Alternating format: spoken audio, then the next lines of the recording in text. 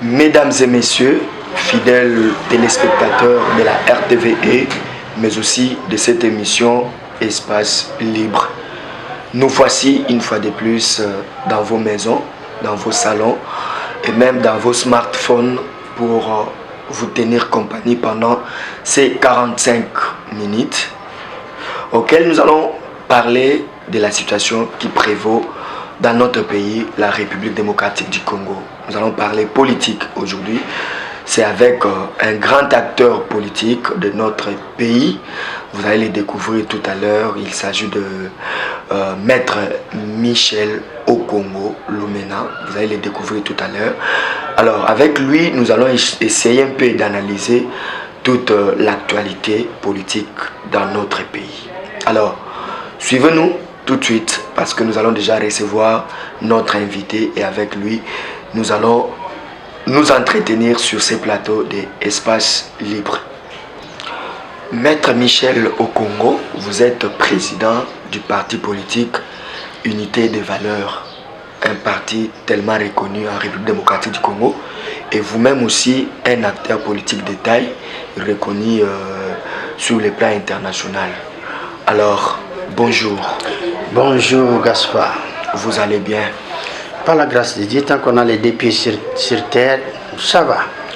Mais comment vous allez bien pendant que la population ne cesse de crier secours à vous, les acteurs politiques? Comment vous dites que vous allez bien, Maître Michel? Non, sur le plan personnel, je dis que ça va, la santé ça va. Mais sur le plan moral, je dirais que nous avons un problème dans ces pays. Voilà pourquoi je voulais commencer par avoir une pensée sur nos compatriotes qui sont dans des situations difficiles parce que nous venons de perdre plusieurs milliers de Congolais qui s'ajoutent aux millions d'autres que nous n'arrêtons pas de perdre, mais aussi aux réfugiés internes.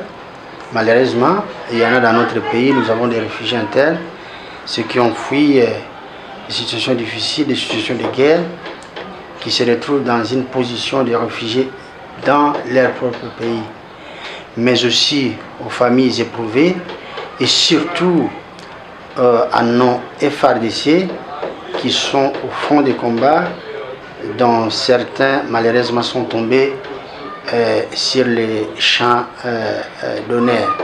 Donc tout cela fait que sur le plan moral, psychique et psychologique, je ne suis pas bien.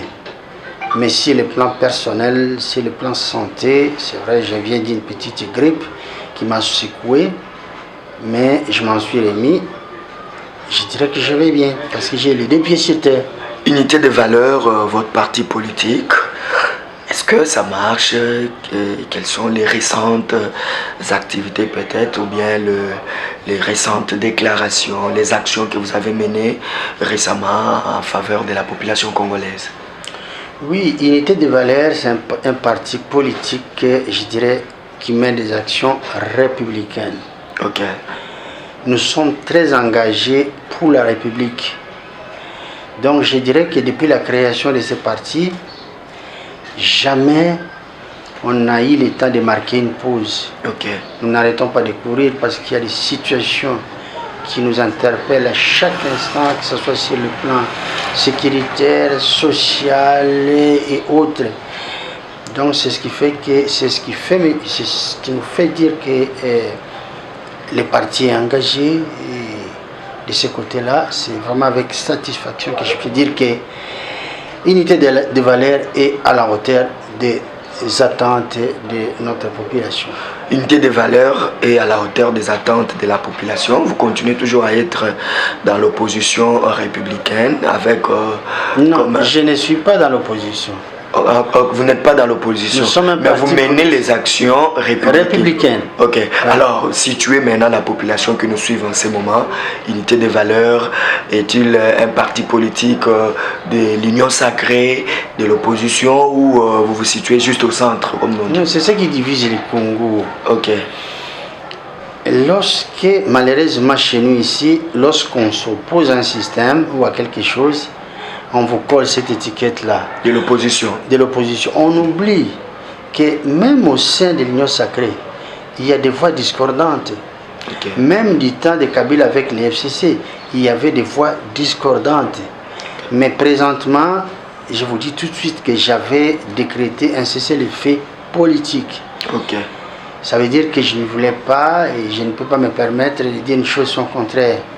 Je ne veux pas vraiment entrer au fond de la position actuelle de votre parti politique. Non seulement ça, des questions politiques. Ok. Vous voyez, parce que présentement, nous sommes dans une situation délicate où le Congo est agressé depuis l'extérieur. Parce que nous allons le voir tout à l'heure. Le Congo est agressé par les États-Unis d'Amérique, mais aussi par le bloc occidental. Ok. Mais tout ce que nous voyons là, on essaie de nous opposer les uns les autres. Donc, on essaie d'opposer les Congolais les uns des autres. Ça n'a pas commencé aujourd'hui. Ok. Ça a commencé avec Lumumba Kassavubu. Figurez-vous, vous êtes un grand journaliste, vous le savez bien que pour que Kassavubu soit président de la République, bien qu'il le méritait, il y avait eu des concessions. Parce que c'est Bolikango qui devait être là. Bolikango n'a jamais posé de problème puisque Kassavubu était le premier président de la République. Mais le monde occidental, ce que moi j'appelle aujourd'hui le bloc occidental, les États-Unis en tête, ont tout fait pour opposer les Congolais les uns les autres. Tout a commencé par là, ça ne s'est jamais arrêté. Aujourd'hui, vous voyez, quand on veut élever la voix pour condamner quelque chose, ou dire que cette chose-là, telle ou telle autre chose ne va pas bien, ben, tout de suite on est taxé de l'opposition. Mais je pense que ces moments-ci, c'est un moment où les Congolais doivent se mettre ensemble et regarder l'avenir d'un même regard. Donc voilà pourquoi les concepts d'opposition, tout ça, ça nous a été imposé. Donc vous pensez qu'à cette période cruciale de notre pays, on ne peut plus parler de l'opposition, on ne peut plus parler de l'union sacrée ou de la majorité au pouvoir, mais il faudrait que tous les Congolais, toutes les Congolaises, ou dans son entièreté, toute la population congolaise devrait parler un même langage et voir les choses dans une même direction. Oui. Je ne veux pas dire les choses de son contraire. L'opposition, elle est réelle, elle est là. Ce n'est pas moi qui peux la changer. Nous avons chez nous une opposition et un pouvoir. Mais les concepts nous ont été imposés. Quand vous regardez, lorsqu'on essaie un peu de remonter à l'histoire ancienne, dans notre pays, il n'y a jamais eu à l'époque de nos aînés, nos aïeux, il n'y a jamais eu l'opposition. C'est-à-dire on parlait d'une même voix, on s'accordait sur certaines choses. Lorsqu'on parle de palabres, l'arbre palabre, les palabres, oui. C'est l'arbre sous lequel les gens venaient discuter pour s'accorder. Normalement, c'est comme ça qu'on devait, ça devait y être jusqu'à aujourd'hui. Mais les choses, nous sommes loin de tout cela. Mais revenons à l'essentiel. Et pensez-vous que cette division dont vous faites allusion, qui nous a été imposée, pensez-vous que c'est cette division-là qui fragilise un peu l'action commune que devraient mener les Congolais pour le développement de ce pays? Oui, parce que le monde entier sait que les Congolais ne s'entendent pas. Et ce n'est pas seulement politique. Et vous déplorez cela en même temps? Je le déplore. Moi, j'étais en Suisse et j'avais un cabinet d'avocats. Lorsque mes frères congolais, certains avaient l'intention de venir vers moi, il y a d'autres qui leur disaient non, il ne faut pas aller là-bas, vous allez l'enrichir. Comment ça? Fort heureusement, j'avais géré plus de 1000 dossiers, j'avais les gens de plusieurs nationalités, y compris même les Suisses. Mais ça, c'est un constat. Regardez la musique chez nous. Vous avez Wenge, ça fait combien de L aujourd'hui? Elle Paris, elle Wera, elle Musique à Maison Mère, tout ça. C'est ça les Congolais. Dans nos églises, nous avons la même situation. Mais il est temps qu'on arrête cela parce que le Congo a une vocation. Et les terres congolaises, je parle de nos terres, c'est vraiment l'espace divin, c'est les jardins dédiés, nous devons le comprendre. Là je parle en tant que disciple de Jésus-Christ. Ok. Les gens me connaissent comme président d'un parti politique, avocat, tout ça. Mais je suis également disciple de Jésus-Christ de Nazareth. Ça veut tout simplement dire que notre Dieu, c'est un Dieu d'ordre. Ok. Là où il y a la division, nous ne pouvons s'attendre, nous ne pouvons que s'attendre à ce que nous sommes en train de vivre aujourd'hui. Alors déjà, la Bible dit déjà clairement que tout royaume qui est divisé contre lui-même ne peut pas subsister. Vous l'avez trouvé. Donc nous avons intérêt à nous mettre d'accord, à nous mettre ensemble. Alors, revenons un peu à notre thématique, Maître Michel au Congo. Je disais que vous êtes un grand acteur politique. Quelle est d'ailleurs la lecture que vous faites de la situation qui prévaut non seulement actuellement à l'est du pays, mais c'est une situation qui n'a fait que durer. Quelle est la lecture que vous faites de manière ramassée un peu de cette situation de Goma, de l'est de la République démocratique du Congo? Mais vous l'avez dit, Gaspard, la situation n'a fait que durer parce que nous avons refusé de monter à la genèse de ce qui se passe. La genèse. Ça, c'est le travail que j'ai fait, un travail que j'ai eu à présenter au mois de décembre. Je crois que j'avais convoqué une conférence de presse, il n'était pas disponible, à ma connaissance, où j'avais rendu public ce travail-là. Je vais donner un exemple pour appuyer ce que j'ai dit. Okay. Même un médecin qui a un patient avec une pathologie compliquée, où on donne des médicaments, rien ne change, et le médecin s'arrête à un moment donné pour chercher à fouiller le passé de son patient. Et vous remarquerez qu'en fouillant son passé, le passé de son patient, il finira par conclure parfois qu'il s'agit d'une maladie héréditaire. Donc nous avons hérité de quelque chose. Le Congo, cet espace, a été découvert entre 1540 et 1590.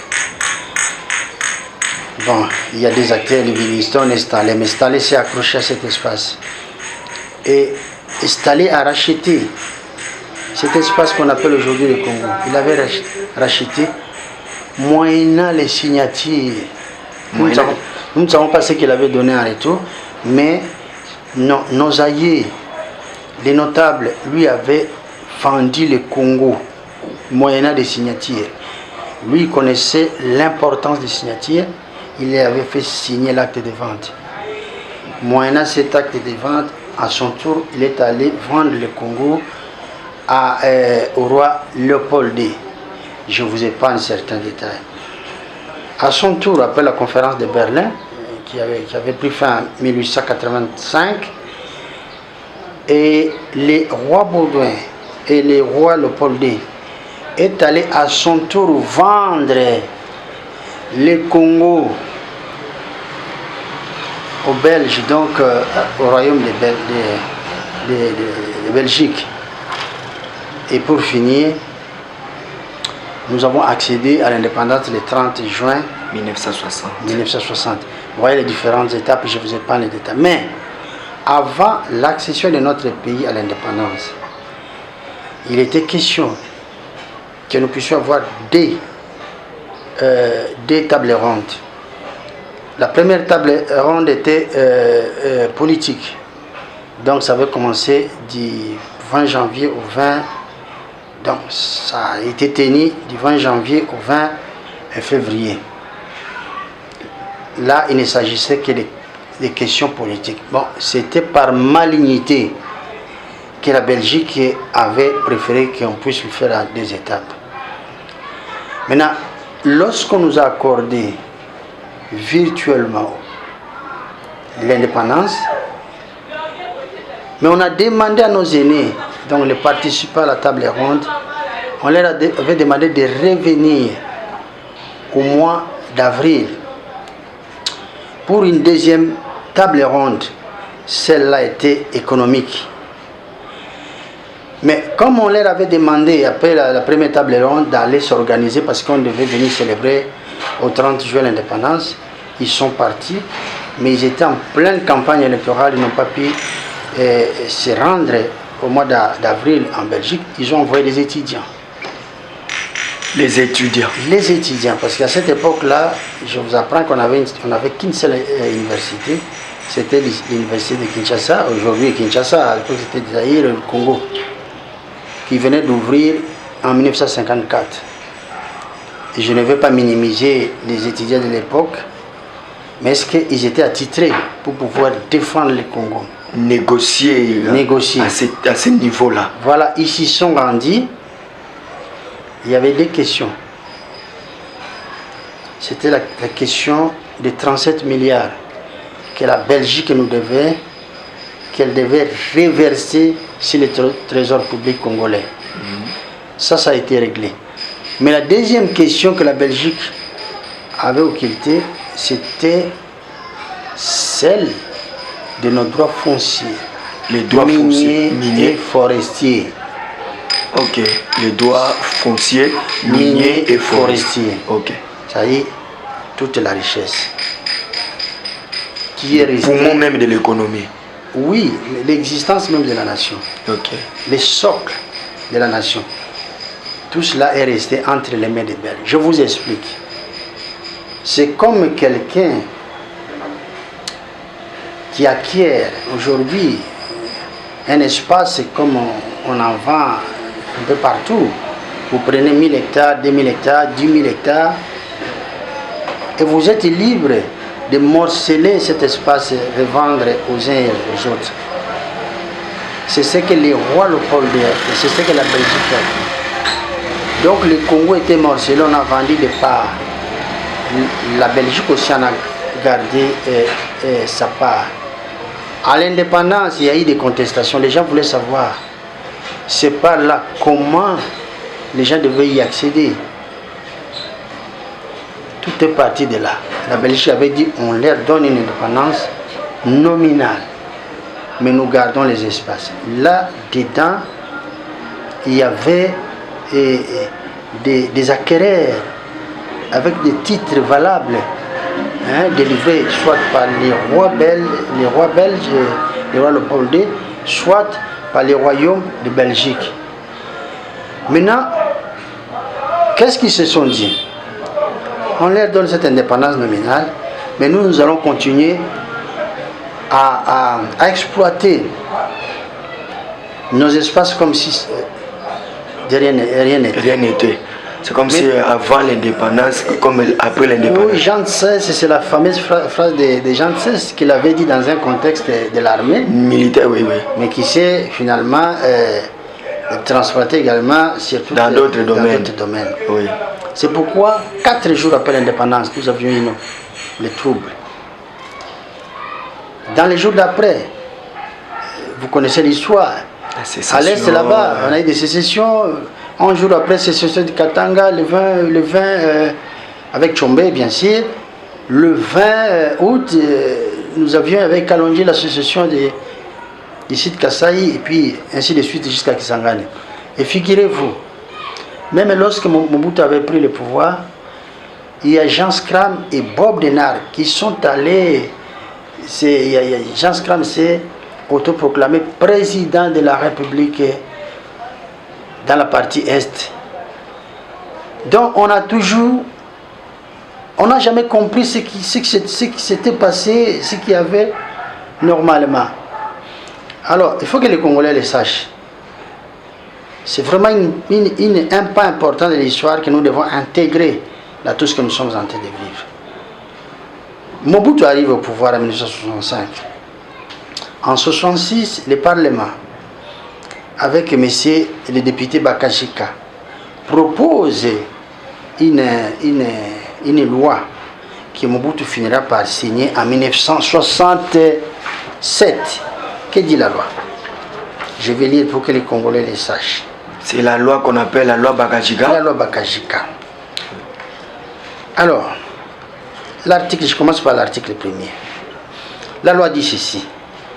La République démocratique du Congo reprend la pleine et libre disposition de ses droits fonciers, forestiers et miniers, concédés ou cédés avant le 30 juin 1960 en propriété ou en participation à des tierces, à des personnes morales ou physiques.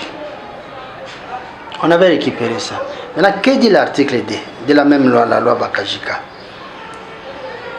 Que la République démocratique du Congo procédera souverainement à la répartition des droits d'exploitation ou de gestion de ses ressources nationales, naturelles plutôt, foncières et minières. Ça veut dire qu'à partir du moment où, de par l'article 1er de la loi Bakajika, la loi Bakajika, nous avions récupéré nos droits miniers, fonciers, forestiers, il nous appartenait à nous. C'est comme ça que l'on dit que les sols et le sous-sol appartiennent à l'État. À l'État. Okay. Donc ça nous appartient, nous, Congolais. Oui, j'en arrive. Ok. Vous connaissez la politique que Mobutu avait menée. Nous avons Ingekamine, Sosacom, tout, Miba, tout ça. Mobutu est resté tranquille parce qu'il était les remparts des Occidents pendant la période de la guerre froide. Après la chute, j'ai parié même que ce sont eux qui l'ont tué, parce que j'étais encore en Suisse. Mobutu était hospitalisé à 2 pas de chez moi, à l'hôpital, pour ceux qui connaissent Lausanne. Lausanne, c'est quelques mètres, 300-400 mètres à vol d'oiseau de ma résidence. Depuis chez moi, j'étais au 4e étage, je pouvais voir l'hôpital Chiv, le centre hospitalier universitaire. C'est là où il était hospitalisé, c'est là où il était suivi, c'est là où il était opéré de sa prostate. Les jours de l'opération, le docteur Guillaume avait été chassé de la salle d'opération. Tous les gardes de corps, Motoko, Ngani, tous, on les avait mis dehors.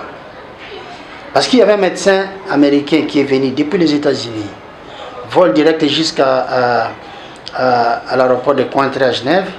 Il descend, il prend un hélicoptère, il descend au toit, c'est le toit de l'hôpital Chiv. Il prend un ascenseur, il descend, il entre directement dans la salle d'opération. Alors qu'il n'était pas, son nom ne figurait pas sur les protocoles. Parce que pendant pendant l'intervention chirurgicale, toute personne qui se trouverait dans la salle doit avoir son nom sur la liste, c'est ce qu'on appelle protocole. Il a eu accès au corps de Mobutu, il a fait ce qu'il devait faire et il est reparti pas dans les mêmes circonstances. Ascenseur, hélicoptère, jusqu'à Genève, puis il est reparti les mêmes choses, les mêmes jours aux États-Unis. Alors nous avons compris que, tout comme le Mobutu avait été assassiné, Mobutu l'a été également. Alors, aujourd'hui, qu'est-ce qui s'est passé? Mobutu n'était plus là, en 1997. Kabila est arrivé dans les circonstances que nous comprenons maintenant, parce qu'à l'époque, on ne comprenait rien. Vous parlez de Kabila Mouzé alors? Mouzé Laurent Désiré Kabila. Oui. Il arrive au pouvoir, il a été confronté aux mêmes situations, parce que là, les Belges ne pouvaient pas accepter, et tous les actionnaires qui s'étaient accaparés de nos droits miniers, de nos sites miniers, tout cela.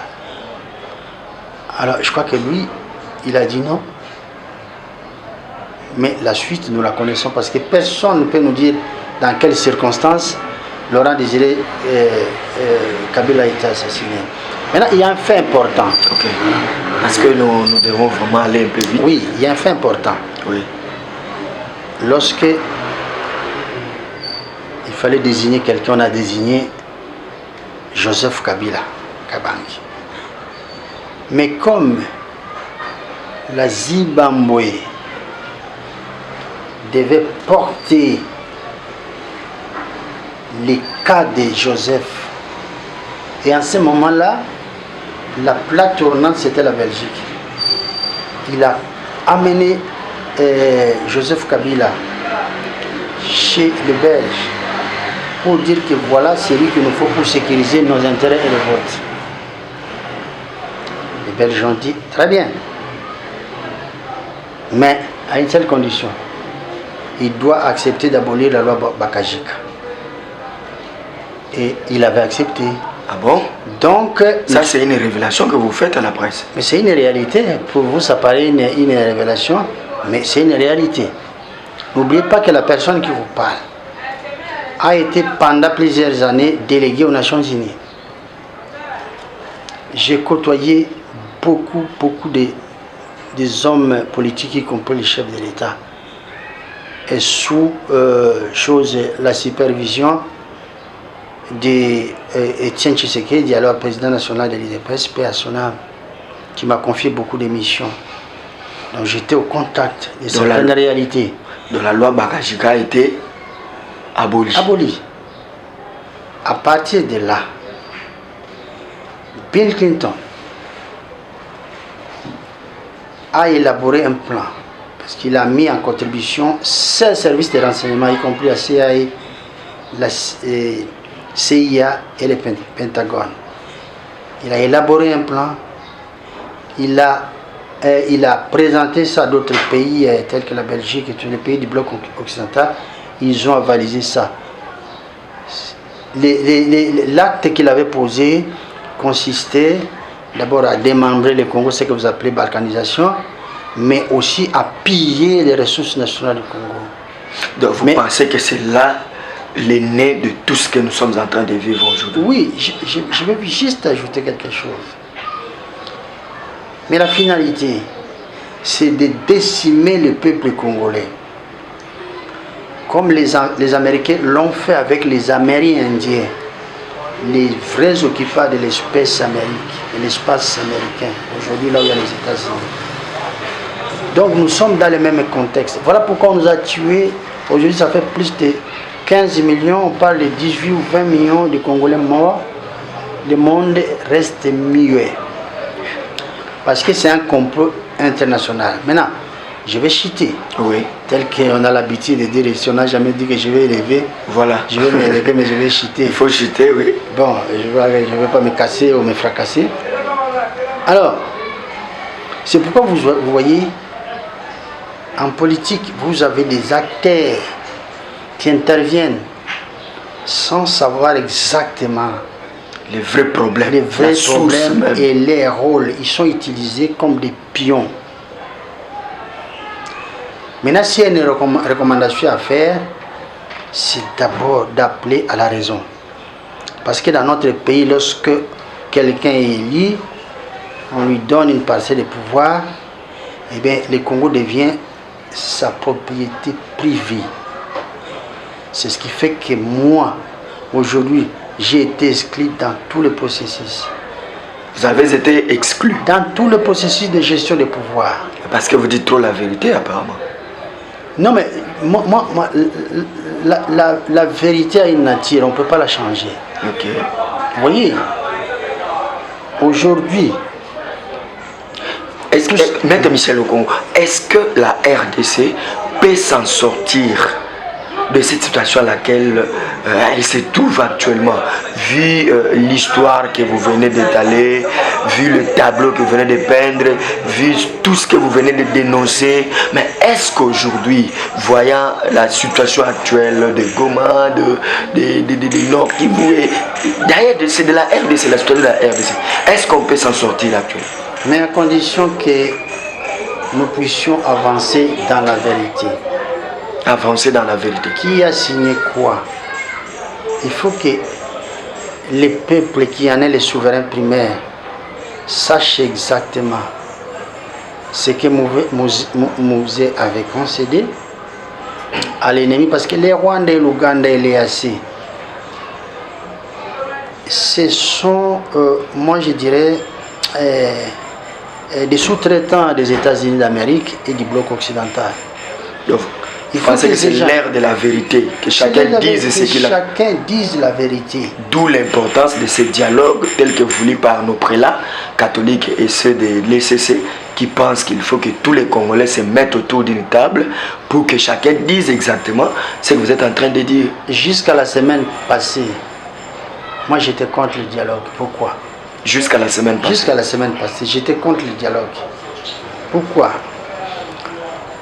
Parce que, bien que nous sommes dans une période de cesser les faits politiques, mais l'heure est grave, il faut dire certaines vérités. Jusqu'à la semaine prochaine, la semaine passée, moi je me disais, nous avons nos responsables politiques qui nous ont tellement rassurés, qui nous contrôlent la situation. L'armée est très bien équipée, Bobangate. Mais après, à voir ce qui se passe, puisque nous ne pouvons pas commenter ce qui s'est passé au fond.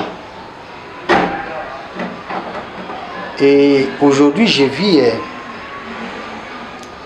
tous nous avons suivi le ministre de la Défense qui a mené une action courageuse,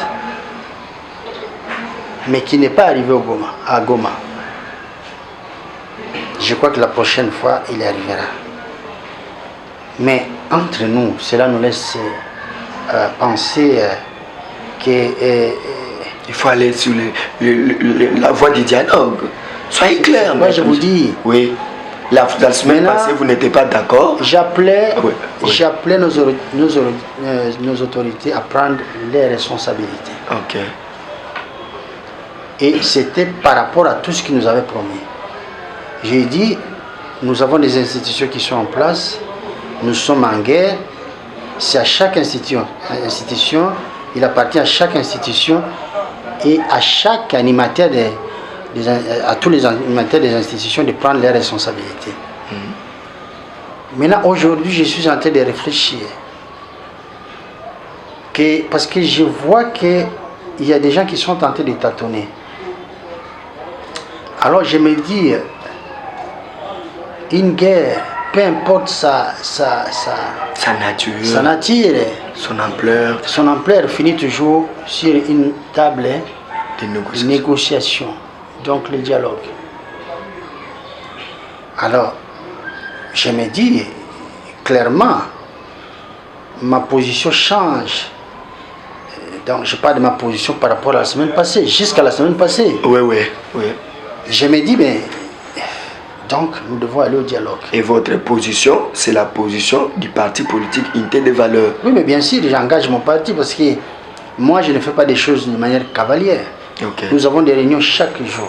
Vous avez déjà consulté votre base et puis le staff qui... D'abord le staff. Qui coordonne avec vous. Le staff, parce que le staff représente la base. Ok. Parce que nous ne pouvons pas, dans une période comme celle-là, commencer à convoquer la base. C'est vrai que nous sommes, il y a un couvre-feu qui a été décrété, tout ça. Oui, on va prendre ces risques-là. Les staffs prennent leurs dispositions. On se consulte, on débat, on analyse et puis... Donc vous êtes favorable au dialogue? Je me dis, pour finir, il faut aller au dialogue. Mais vous n'êtes pas encore consulté par les prélats apparemment. Ils ne sont pas encore arrivés ici. Écoutez, moi, je les laisse faire leur travail et même ça, ils ont un canevas. Oui. Il ne faut pas trop les forcer la main. Hein. Déjà, ce qu'ils font là, c'est éprouvant parce qu'ils donnent un coup de main aux politiques. Vous voyez, ce sont des pasteurs. Oui, leur travail... Il n'y a pas de danger dans cette démarche-là. Hein? Quand vous voyez, par exemple, leurs dernières rencontres, par exemple, où ils sont allés au niveau de Goma, comment ils se sont entretenus avec certains compatriotes, mais qui sont parfois dans la rébellion, tout ça. Et vous, personnellement, quand vous dites que vous êtes favorable au dialogue, est-ce qu'il n'y a pas un danger dans cette démarche-là? Mais comment? Je vous rappelle que nos clergés, nos pasteurs qui sont engagés, ils les font bénévolement, sans arrière-pensée, sans intérêt. Parce que n'oubliez pas que leur métier, leur engagement, c'est un engagement pastoral. Ils ont autre chose à faire que de courir des villes et des kilomètres pour aller parler sur des questions qui touchent la politique et la sécurité de notre pays. Ces questions-là appartiennent aux Congolais et choses aux acteurs politiques. Donc, moi, je pense qu'ils ne sont pas exposés parce qu'ils sont avant tout fils. S'il y a des femmes, ils sont fils et filles de ce pays. Donc, nous ne pouvons que les protéger parce qu'ils n'ont pas des ambitions politiques. Oui, si les prélats n'ont pas des ambitions politiques, mais certaines personnes qui les rencontrent dans le cadre de cette démarche-là, n'ont-elles pas des ambitions politiques ou des ambitions de diriger, de régner au Congo?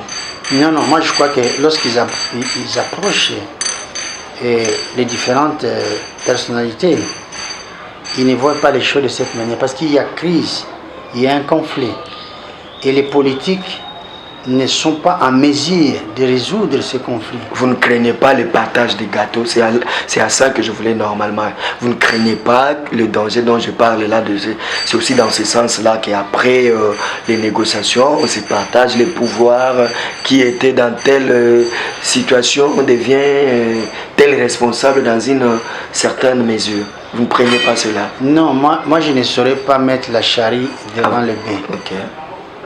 Aujourd'hui, nous avons un problème de crise de confiance. Ok. Le plus grand problème, crise de confiance qui engendre l'insécurité. Ok. Donc la crise sécuritaire qui engendre beaucoup de problèmes. Et même dans les institutions, quelqu'un de Bandundu, c'est une façon de parler. Et je sais que les Bandundu, vous avez les gens très honnêtes. Oui. C'est un exemple. Oui. Lorsqu'il a un poste de responsabilité, il va chercher à s'entourer seulement des gens de sa tribu ou les gens de sa province. Cette façon de voir les choses est condamnable. Ok. C'est d'où je parle, la crise de confiance. Ok. Donc, nous sommes avant tout Congolais. Ok. Mais la façon de gérer le Congo depuis un certain temps a exclu certaines personnalités, a exclu certains cerveaux. Moi, aujourd'hui, j'en paye le prix. Mais qu'est-ce qui fait que vous soyez exclu comme Non, ça? non, C'est quoi le vrai problème? Ce n'est pas à moi de répondre. Suivez seulement mon parcours. Vous verrez que j'ai contribué pour la paix avec des idées, avec des propositions. Vous voyez? Mais, je l'ai dit, je hausse les tons pour le dire clairement devant les Congolais. Moi, je n'ai pas bouffé avec Kabila. C'est-à-dire, Kabila ne m'a pas donné du travail. Quand je parle bouffer, ça veut dire que vous me donnez du travail. À partir de ce travail-là, je peux organiser ma vie. Je ne l'ai pas. Tu sais qui d'y arriver au pouvoir? La même chose. J'étais marginalisé. Mais allez-y savoir qu'est-ce qui s'est passé. Regardez, nous avons perdu plus de 6 000 personnes qui sont tombées à Goma. Et j'ai écrit il y a 3 jours, 2 ou 3 jours, pour demander au chef de l'État et au Premier ministre de placer le drapeau national en berne. Alors que l'Afrique du Sud avait 14 militaires tombés, le drapeau est en berne en signe de deuil. J'ai posé beaucoup d'actions dans le passé, mais au-delà de tout ça, on m'a écarté. Mais cela ne vous empêche pas ne m'empêche pas de continuer à me mettre au service de la nation. Vous mettre au service de la nation. Avec mon expertise, mon expérience, avec tout ce que j'ai comme bagage intellectuel. Et surtout avec votre expérience politique aussi, mais également, qui a traversé les époques. Également. Alors, Maître Michel, au Congo, président national du parti politique Unité des Valeurs, une ou deux petites questions pour finir avec vous. D'abord, je vous pose des questions directes. Est-ce que le dialogue va finir ces problèmes dont vous venez d'expliquer à la population la genèse? D'abord, il faut vulgariser. Je suis arrivé dans ce pays en 2011 lorsque j'ai décidé de transférer mon centre d'intérêt ici, depuis la Suisse. Je disais à mes collègues, j'ai dit, mais j'arrive dans un pays où les gens semblent marcher par la tête. Imaginez-vous, c'est les journalistes, vous arrivez dans un pays, vous débarquez, mais la toute première personne que vous voyez, lorsqu'il sort de sa maison, il pose ses mains, tête en bas, pied en haut, et puis il marche. Alors j'ai dit, on commence par l'éducation civique. L'éducation Il civique. faut éduquer. Ok. Je l'ai fait avec mes propres moyens. Nous avions suivi, Vous avez faire suivi, la témoin. tournée dans certaines universités. Oui, vous êtes témoin. En Vous plus, avez à l'université Révérend Kim, Voilà. par-ci par-là en tout cas. En plus, vous êtes témoin, vous savez que Ventre Affamé n'a point d'oreille. Nous avons financé les micro-projets par mes propres moyens. Alors, lorsque j'ai demandé à l'État de prendre les relais, ça n'a jamais été fait. Nous avons nos jeunes. On a eu un changement, les changements en 1997, lorsque Mobutu est parti. Les jeunes, quelqu'un qui est né en 1997, aujourd'hui il a 25 ans.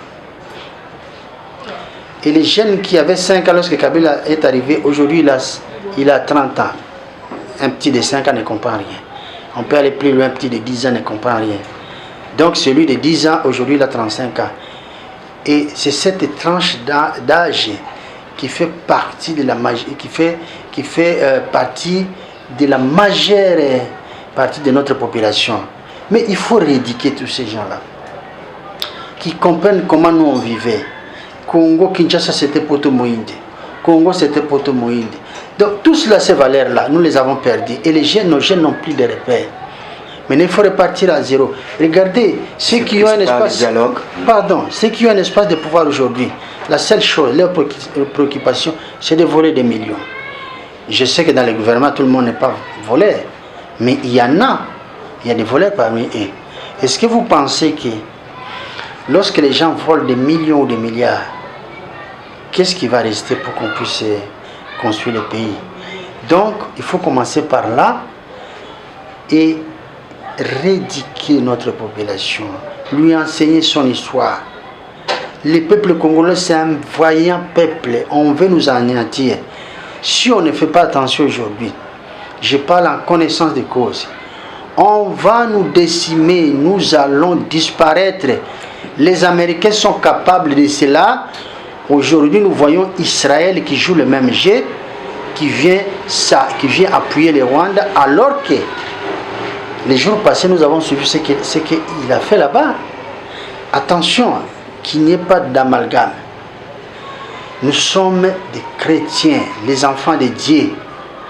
Nous ne sommes pas les adeptes d'Israël. Nous prions le Dieu d'Abraham, d'Isaac et de Jacob. Vous voyez, c'est spirituel. Donc, alors les saluts par rapport à cette situation, Maître Michel Okongo, sont vraiment des questions très directes. Les saluts viendra d'où? Non. Est-ce que ça viendra de la diplomatie telle que menée par exemple par la ministre d'État, ministre des Affaires étrangères? Est-ce que ça viendra des sommets tels que les SADC? Est-ce que ça viendra... D'où viendra les saluts pour la population congolaise, Maître Michel Okongo? Dans l'homme, il y a le corps, l'âme et l'esprit. Oui. Si vous n'associez pas les trois, rien ne marchera. En RDC, nous avons le peuple. Nous avons le pouvoir public et nous avons Dieu.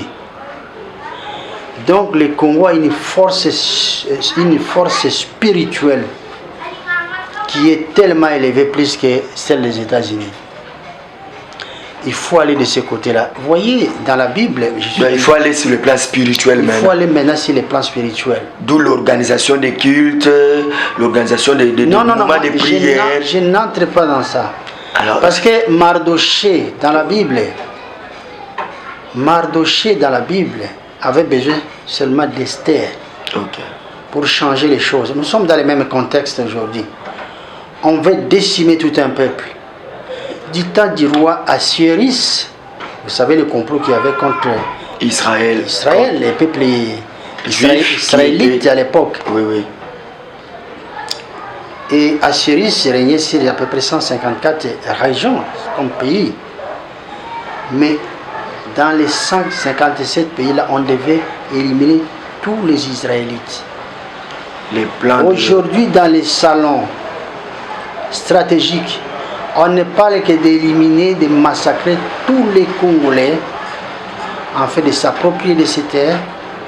Les États-Unis à son petit plan, les Tutsis, les Nilotiques, pour eux, il faut établir chose, une empire, il m'a tout ici. Donc chacun y va selon ses intérêts. Donc notre force spirituelle maintenant, moi je ne parle pas de culte et de tout ça. Que chacun prie à sa manière. Compris Dieu. Okay. Prier, c'est à travers nos comportements d'abord. Okay. Quand vous êtes dans les mensonges, les vols, n'importe quoi, dites-vous que vous n'êtes pas en odeur de sincérité avec Dieu. Regardez Mardoché, regardez Esther, qu'est-ce qu'ils avaient fait pour sauver toute une nation. Donc aujourd'hui, je crois qu'une seule personne ou deux personnes peuvent susciter cette force-là spirituelle pour que nous puissions vaincre. Et j'ai dit à l'Amérique qui tente le fait maintenant, qu'il sache que les tempêtes ne quitteront jamais le sol américain. Les tornades, tout ce que vous savez, à cause de tout ce qu'ils ont tué, qui regardent bien dans la Bible, les gens vêtus des soutanes blanches qui réclamaient vengeance, c'est le cas pour nous aujourd'hui. Dieu aidera le Congo, fera en sorte que nous puissions développer cette puissance spirituelle que nous avons. Mais aussi, il y a aussi une part des hommes. Maître, nous sommes arrivés presque à la fin de notre entretien. Est-ce que vous êtes prêts, vous, aujourd'hui, à servir la nation avec une responsabilité étatique? Je ne sais pas qui peut venir de n'importe quel moyen, sauf les moyens non légaux, les moyens non légaux plutôt. Non, moi j'ai toujours été à la disposition de la nation. En quelque sorte, partout où je suis passé, j'étais en quelque sorte un ambassadeur. Okay.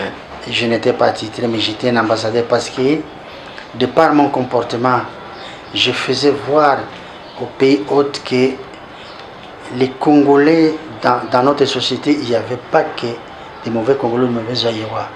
Il y a aussi des bons qui sont nombreux. Donc j'ai joué ce rôle-là. Moi j'ai dit bien, je suis prêt à servir les pays, pas pour aller voler.